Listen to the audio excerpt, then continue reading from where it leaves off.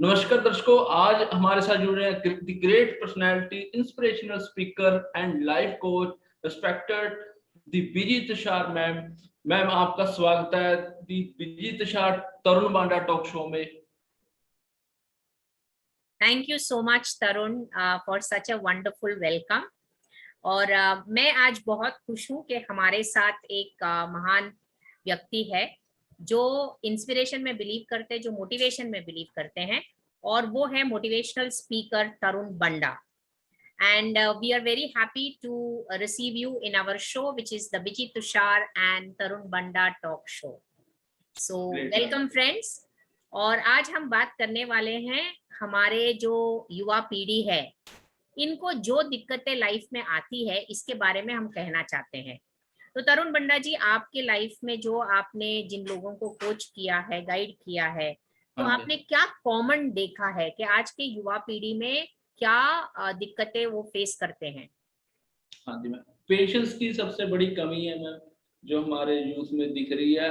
वो instant result चाहते हैं। तो उनको इंस्टेंट रिजल्ट तो उन्हें चाहिए, बट उन्हें वो इंस्टेंट रिजल्ट ये कोई बता नहीं पाया है, इंस्टेंट रिजल्ट नहीं मिलता है। हाँ, ये है उनको देखने का, एनालिसिस करने का एक पाथवे मिल सकता है, वो आपको कहाँ आपके गोल तक ले जा रहे हैं। मतलब कहने का ये है, वो सिस्टम क्रिएट नहीं कर पाए हैं। कोई भी रिजल्ट चाहिए तो उसके लिए एक सिस्टम क्रिएट करना जरूरी है, वो सिस्टम पे बिलीव नहीं कर पा रहे हैं। कोई भी ऑर्गेनाइजेशन है, 100 करोड़ की टर्नओवर की बड़ी कंपनियां ऑर्गेनाइजेशन है, वो अगर हम देखें तो वन मैन आर्मी काम नहीं करती है। अगर कोई कंपनी का मालिक कहे या सीईओ कहे, एमडी कहे भी हाँ मैंने मेरी एफर्ट से ये आज कंपनी स्टैब्लिश हुई है, ऐसा कुछ नहीं है। वो एस्टेब्लिश हो रही है, उसकी ग्रोथ हो रही है एक सिस्टम ओरिएंटेड ढंग से।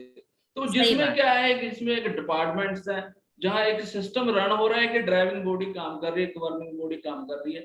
मतलब कहने का ये है, अगर यूथ को अपनी ग्रोथ करनी है, उसने कोई कंपनी की ग्रोथ कर, उसने सिर्फ अपने आप पे ही काम करना, अभी उसके बाद इतना टाइम है, उसने किसी फैमिली की मैनेजमेंट नहीं करनी है, कहीं और ध्यान नहीं देना है, उसके बाद इतना इनफ टाइम है, उसने अपने पे ही काम करना है। तो उसको अपने पे ग्रोथ लाने के लिए एक सिस्टम जनरेट करना पड़ेगा। वो सिस्टम क्या है, उसी के बारे में मैं बातचीत करूंगी।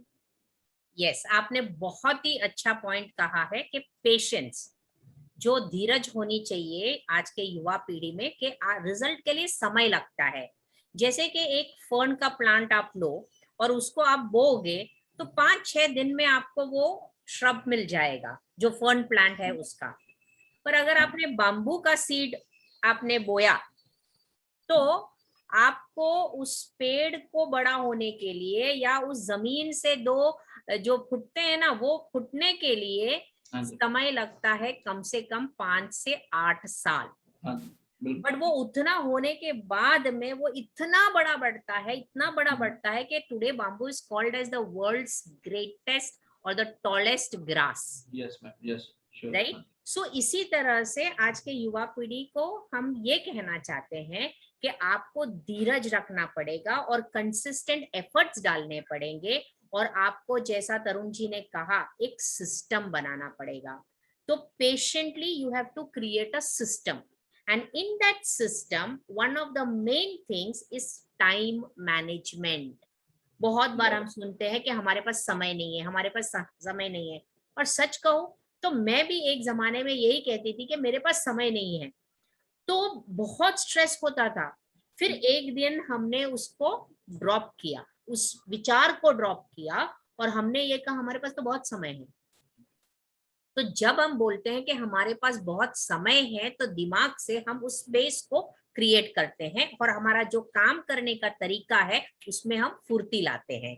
तो use your speed to put it into a process. Once the processes are set and once you can see yourself having done that task, you will eventually do it. तो टाइम मैनेजमेंट के बारे में आप कुछ tips देना चाहेंगे? Yes ma'am, sure ma'am. जो time management है, दरअसल ये टाइम मैनेजमेंट नहीं, ये प्रायोरिटी मैनेजमेंट है। हम किस चीज को पहले प्रायोरिटी दे रहे हैं। हमारे कोई भी टास्क है, कोई भी एक्शन लेना है, आप उसको 1 minute Are you trying to say that time management is based on how you prioritize your task? That becomes the foundation of time management. Yes. Correct? Proceed. Yes, ma'am. Sure.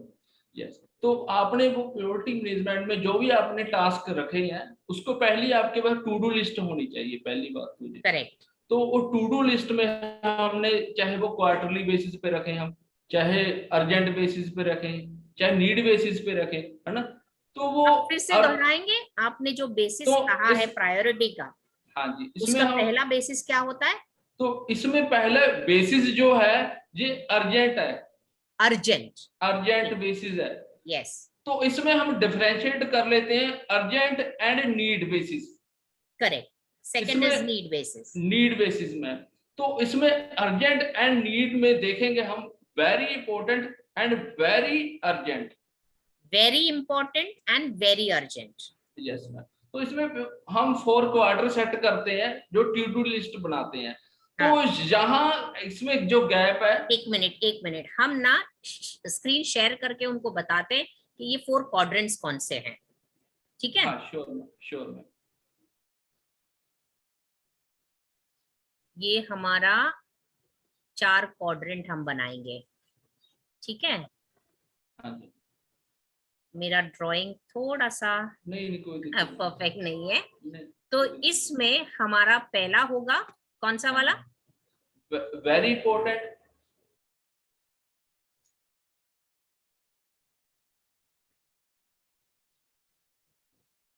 बिल्कुल। उसके बाद very urgent,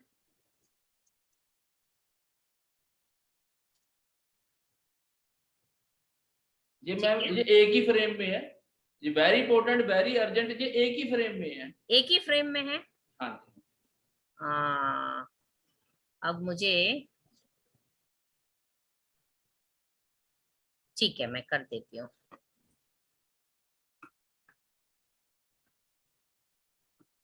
ये editing में fast कर दूंगा मैं। ठीक हो गया? आराम से। हाँ, very important, very urgent. Sorry.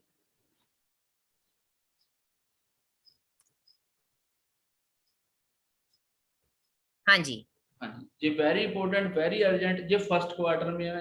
एक 1 लिख के मैम कर दीजिए फर्स्ट इसके ऊपर 1 लिखिए। हाँ जी। हाँ ठीक है, अब बोलिए। हाँ जी, सेकंड में है ma'am very important, not urgent.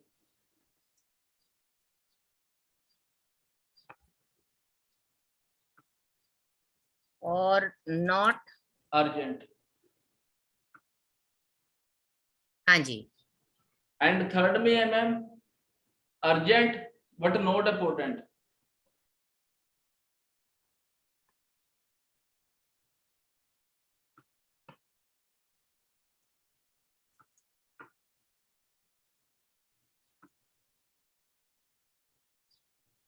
ठीक है जी। फोर्थ में है ma'am not urgent, not important.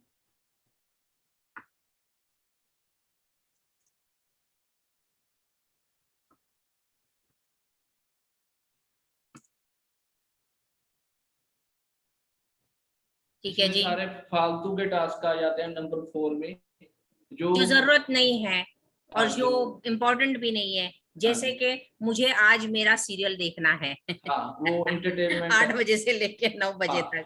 ना अर्जेंट है ना इम्पोर्टेंट है। हाँ मैं रिस्पेक्टेड मैम, उसमें क्या है, अगर आपका डेली बेसिस में आप देख रहे हो तो नॉट अर्जेंट, नॉट इम्पोर्टेंट। अगर आप संडे को आपने बूस्ट लेना है, आप पूरे हफ्ते में एनर्जी भरनी है फ्रेश होने के लिए, तो फिर वो नॉट इम्पोर्टेंट में आ जाएगा, थर्ड में चला जाएगा। अगर वो not urgent not important is contextual and time, depending on the time.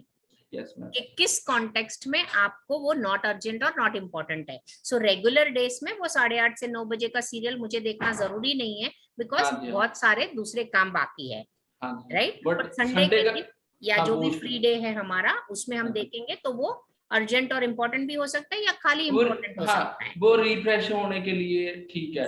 उसमें क्या है, तभी ये हम जो टू डू लिस्ट है ये डेली बेसिस पे बनती है मैम। करेक्ट। जो डेली बेसिस पे बनती है और मॉडिफाई होती रहती है। तो हमारी जो सबसे बड़ा चैलेंज रहा है हमारे जो लोगों को एक चीज डिफरेंशिएट नहीं कर पाए हैं, इसे टू डू लिस्ट हाँ लिख सकते हैं, तो ऑन डेली बेसिस, ठीक है। हाँ जी हाँ, तो वो डिफरेंशिएट नहीं कर पाए हैं, वो नीड बेसिस एक्शन लेना है कि अर्जेंट बेसिस लेना है, वो इस चीज को वो डिफरेंशिएट ही नहीं कर पाए हैं। तो इसमें मैम हम स्क्रीन पे दोबारा से आ जाते हैं। ठीक है, तो अभी मुझे लगता है कि आप लोगों को ये समझ में आया कि जो 4 क्वाड्रेंट्स है इनको अच्छी तरह से समझिए।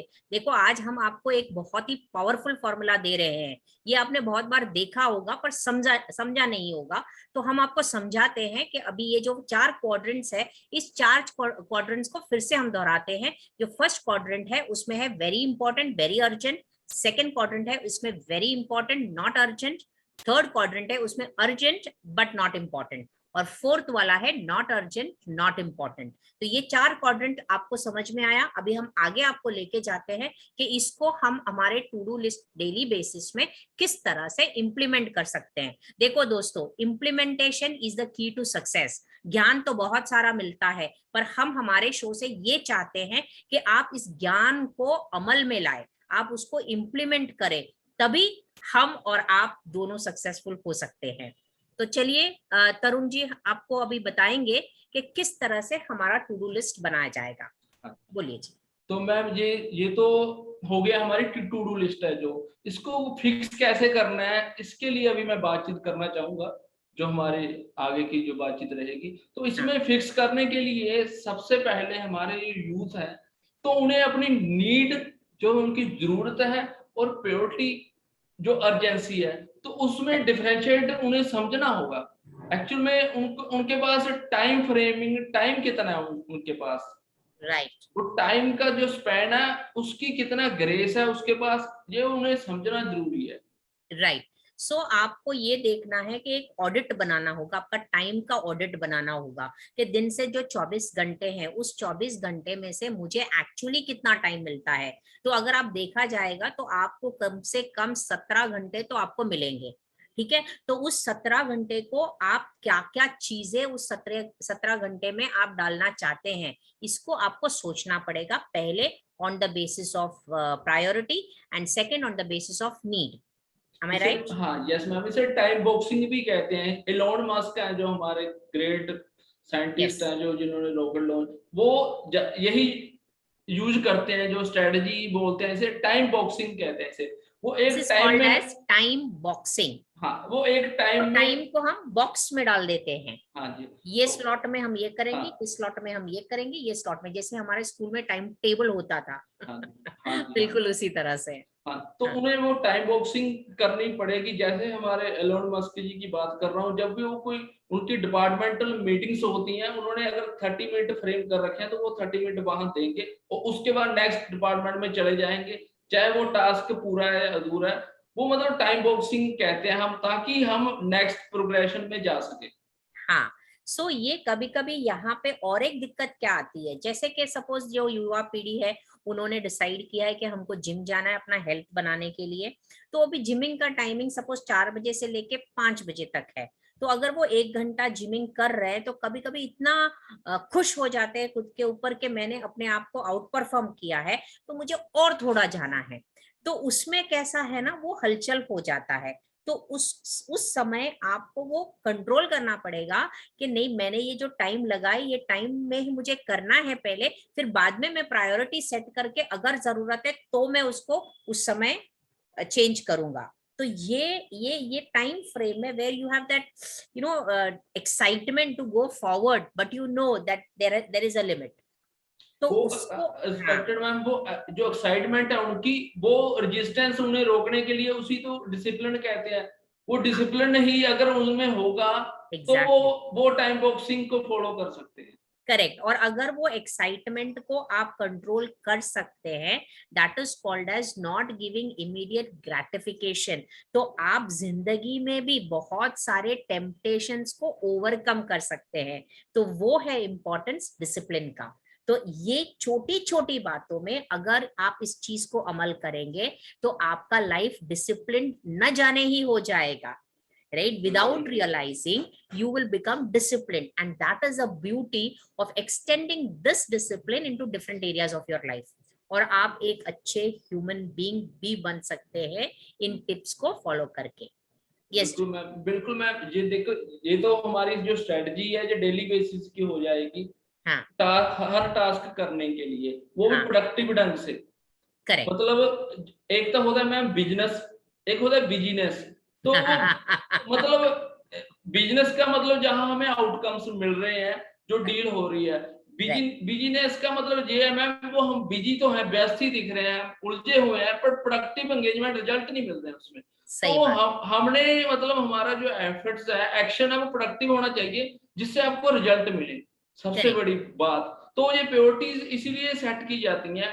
अगर ये तो मैंने डेली बेसिस में बताई थी, अगर वो जिम करने वाले लड़के की जो आप बात कर रहे हो, अगर प्रोफेशनल ट्रेनर है या कोई जिम का ही उसे शौक है, तो वो फ्लो स्टेट में रिजल्ट लेके आ सकता है। इसमें एक एड ऑन करने वाली बात है, कोई भी पर्सन है, ह्यूमन पर्सन है, एक आम ह्यूमन से सुपर ह्यूमन अगर किसी ने बनना है, तो वो फ्लो स्टेट में रिजल्ट लेके आ सकता है।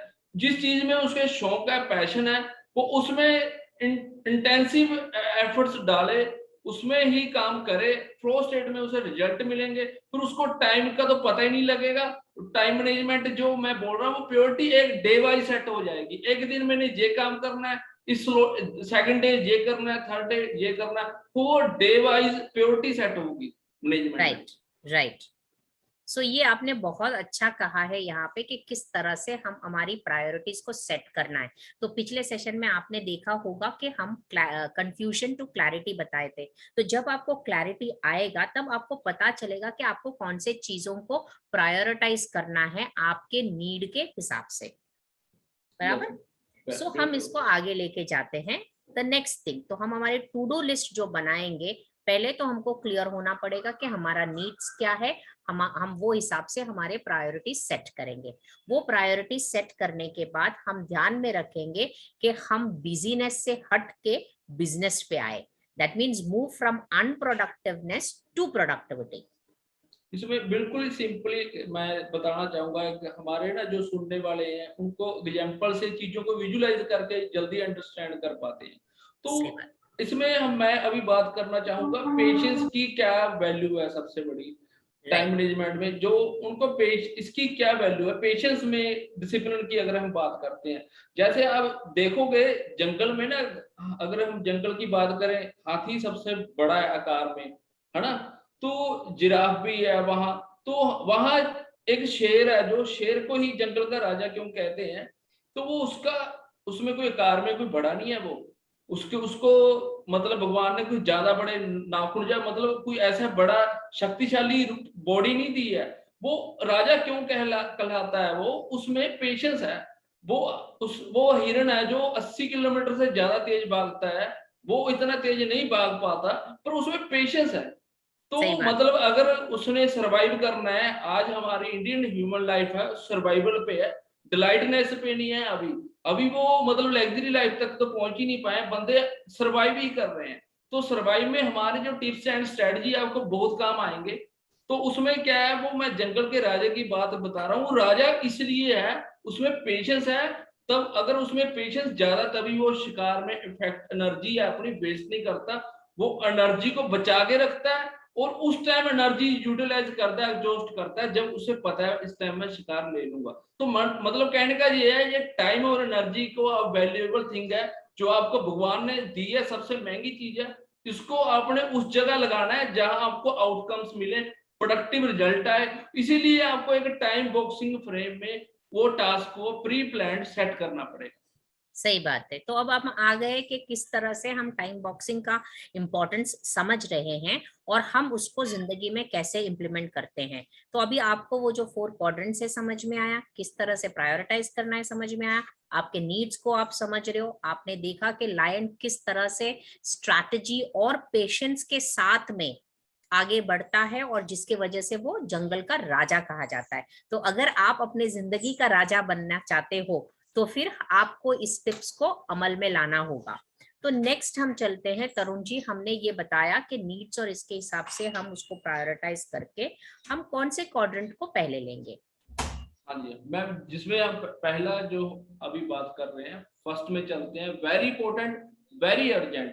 तो 1 मिनट मैं वो शेयर करना चाहूंगी फिर से कि ये जो हमारा ये है फर्स्ट क्वाड्रेंट जो है, इसमें है वेरी इंपॉर्टेंट और वेरी अर्जेंट। हम इसके बारे में अभी बात कर रहे हैं। हाँ हाँ, तो इसमें वेरी इंपॉर्टेंट, वेरी अर्जेंट में बच्चों को एक डेडलाइंस दी होती है, उसमें उनको करना होता है जो भी सबमिशन है, चाहे होमवर्क है, चाहे वो डेली रूटीन का कोई टास्क है, कोई क्रिएटिविटी है, तो वो उनको सेट करने पड़ेगी पहले।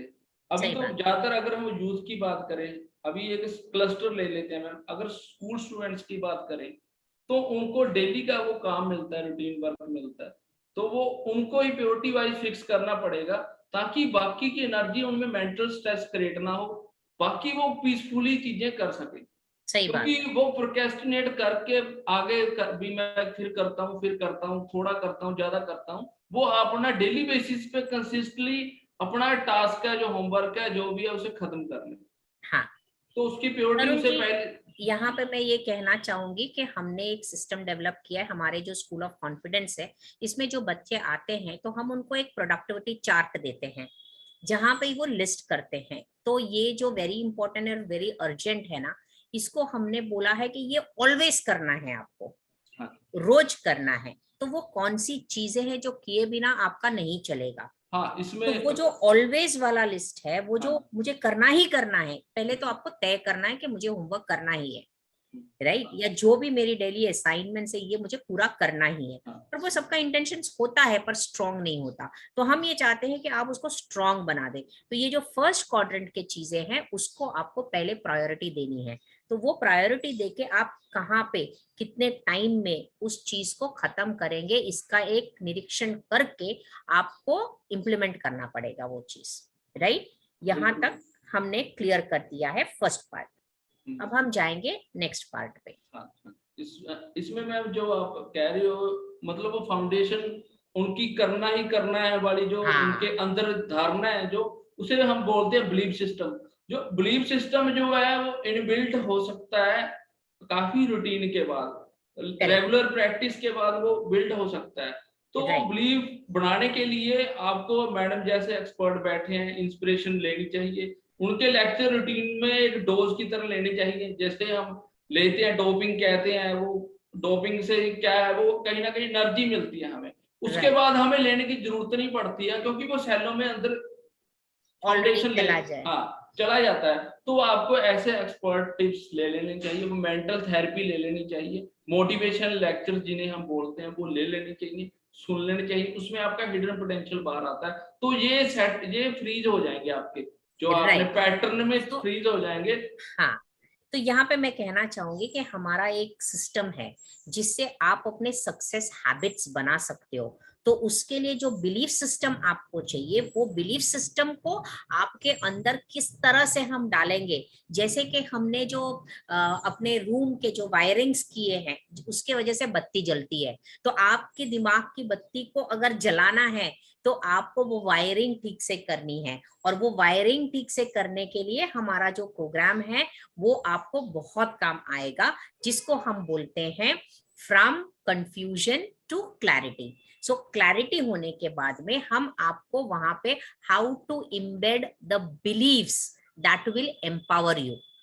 सो एम्पावरिंग बिलीव्स आपके अंदर किस तरह से हम डाल देंगे, सेट कर देंगे, प्रोग्राम कर देंगे, फिर आपको ज्यादा सोचना नहीं पड़ेगा, सिर्फ आपको टास्क के ऊपर कंसंट्रेट करना पड़ेगा।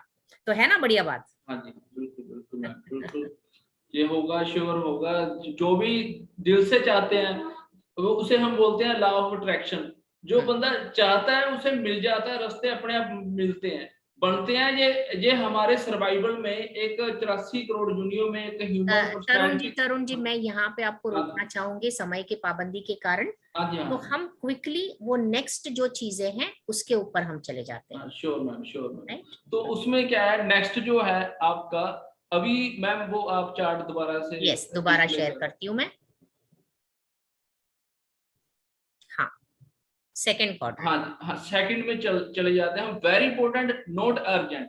इसमें वेरी इंपॉर्टेंट जो है वो टास्क हमने करना है, वेरी इंपॉर्टेंट। आपको स्कूल में कोई स्पेसिफिक टास्क दिया गया है, वो मतलब कहीं ना कहीं वो दिया गया है भी एक टाइम बाउंडेशन में।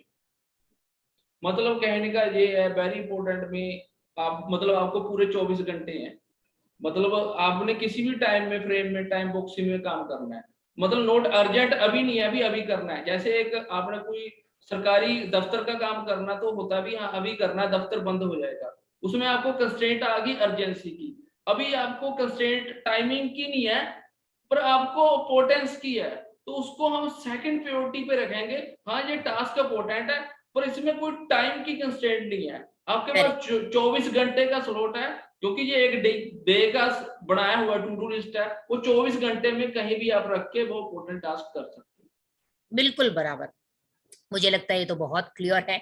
तो जल्दी से हम जाते हैं नेक्स्ट क्वाड्रेंट पे।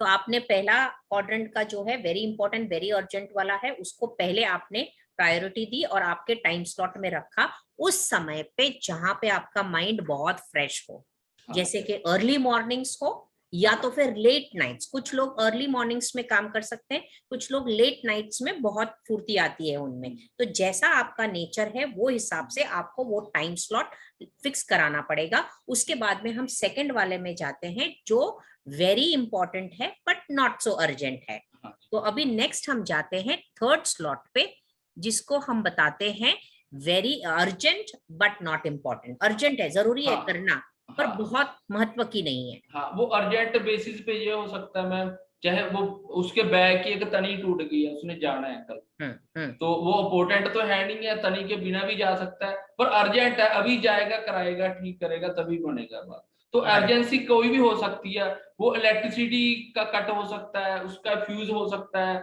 हमें तुरंत इलेक्ट्रिशियन को बुलाना पड़ सकता है, वो चीजें अर्जेंट बॉक्स में हम डालते हैं।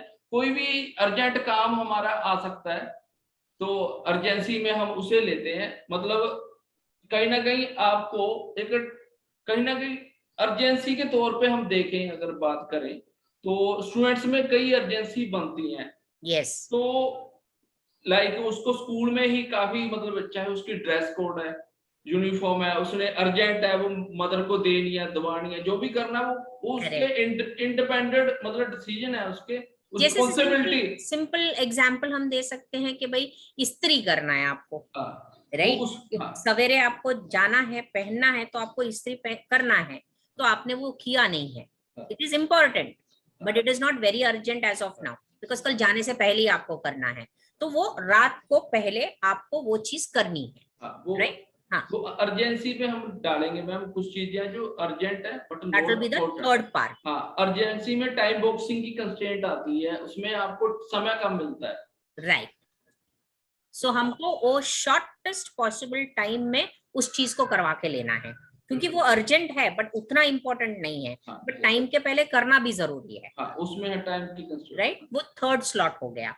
अब हमारा फोर्थ स्लॉट होगा, इसमें चलेंगे नॉट अर्जेंट नॉट इम्पोर्टेंट। इसमें हमारे फालतू के टास्क आ जाते हैं, जिसमें हमारे पास बहुत सारा समय होता है, मतलब वो हम इधर उधर किताबों को और चीजों को मतलब कंफ्यूज या उसकी जिल्ते चढ़ाने या कुछ पता नहीं क्या क्या है, वो अपने आप को प्रोक्रेस्टिनेट करते हैं, मेन गोल से दूर हटने के लिए अपने आप को बिजी करते हैं। तो वो चीजों की जरूरत नहीं होती है हमें।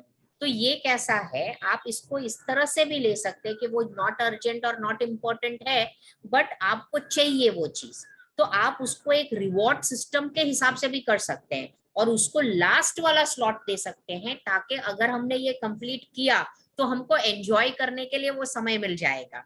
But it is not necessary कि भाई हमको रोज मिले, क्योंकि जो करना है वो चीजें हम कर सकते हैं, और अगर वो बाकी है तो उसको हम संडे के दिन या जो भी इतवार है या जो भी फ्री डे मिलेगा तो हम उसको यूज कर सकते हैं, क्योंकि इससे थोड़ा सा है ना डोपामाइन इंक्रीज होता है, फील गुड फैक्टर लगता है, but it is not important for you at that time, but it just to making you feel good.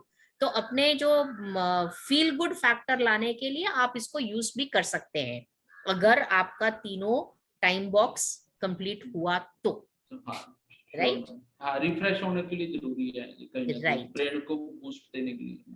Right तो हम आज का बहुत अच्छा सेशन रहा है and we have seen different ways in which you can time box yourself and ensure that you get a productivity. तो मैं हर एक से ये कहना चाहती हूँ कि कम से कम 21 दिन तो आप ये प्रैक्टिस कीजिए, राइट 21 दिन आप प्रैक्टिस कीजिए एंड आप देखिए कि इसका असर क्या है। और प्लीज हमारे वीडियोस को और शेयर कीजिए ताकि बाकी लोगों को भी इसका फायदा हो और वो अपने जिंदगी में वो बदलाव ले आए जो वो चाहते हैं। तो क्या आप चाहते हैं कि आप इसी तरह से हम दोनों को आपकी जिंदगी को और हसीन और अच्छा बनाने के लिए बहुत सारे वीडियोस ले आए? तो प्लीज कमेंट में लिखिए और ये भी लिखिए कि आपको कौन से टॉपिक्स पे चाहते हैं कि हम आपको और इनपुट्स दें। मेरी हिंदी आपसे बात करके काफी अच्छी हो रही है मेरे ख्याल से। नहीं बढ़िया मैम, आपकी हिंदी काफी हमारे व्यूअर्स को अच्छा लगा, पहले वाला भी आपका अट्रैक्शन आ जो, तो ऐसे ही आप वैल्यू डालते रहे। Thank you so much, God bless and I win when you win.